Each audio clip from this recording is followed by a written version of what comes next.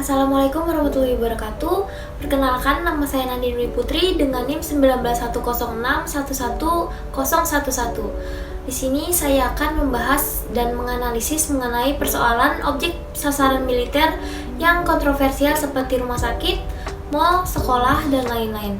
Hal ini saya lakukan untuk memenuhi nilai ujian akhir semester 6 pada Fakultas Hukum UPN Veteran Jakarta.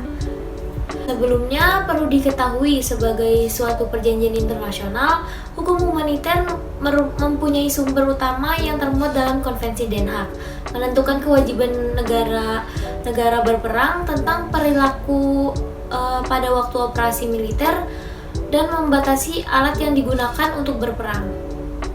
Dalam Konvensi Jenewa dirancang untuk melindungi personil militer yang tidak dapat lagi terlibat aktif dalam permusuhan. Objek atau fasilitas yang sangat rawan terkena serangan dari konflik bersenjata itu biasanya seperti sekolah, rumah sakit, tempat beribadah, bangunan budaya bersejarah atau museum, sumber makanan dan air, dan juga lain-lainnya. Oleh sebab itu, Protokol Tambahan tahun 1977 mengatur perlindungan objek sipil dari sasaran-sasaran akibat dari adanya konflik bersenjata. Tepatnya, pengaturan ini terdapat pada pasal 57, di mana ditentukan sebagai dasar bahwa dalam melakukan operasi militer harus selalu diusahakan untuk melindungi penduduk sipil, orang sipil, dan juga objek sipil. Secara prinsip, kewajiban utama menegakkan hukum humaniter itu terjadi pada negara itu sendiri. Untuk itu, konflik yang terjadi di suatu negara pada prinsipnya harus memperhatikan asas exhaustion of local remedies, terutama jika konflik itu melanggar hak asasi manusia, yaitu dengan menggunakan hukum nasional sebelum merujuk kepada hukum internasional.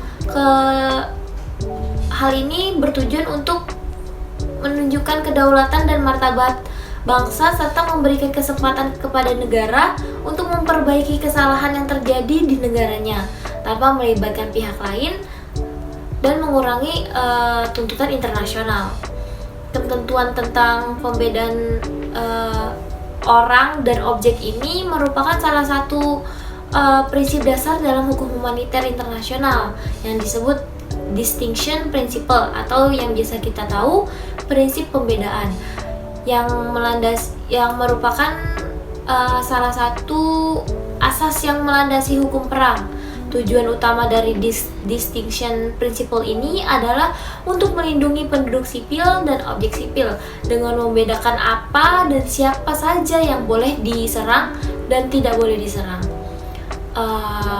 Pada intinya, prinsip kemanusiaan dan kesatria pada dasarnya telah menjadi landasan bagi setiap negara dalam pengaturan hukum lebih lanjut dan bagi tindakan atas perbuatan yang dilakukan oleh aparat negara atau kombatan yang terlibat dalam konflik bersenjata. Sekian dari saya, kurang lebihnya mohon maaf. Wassalamualaikum warahmatullahi wabarakatuh.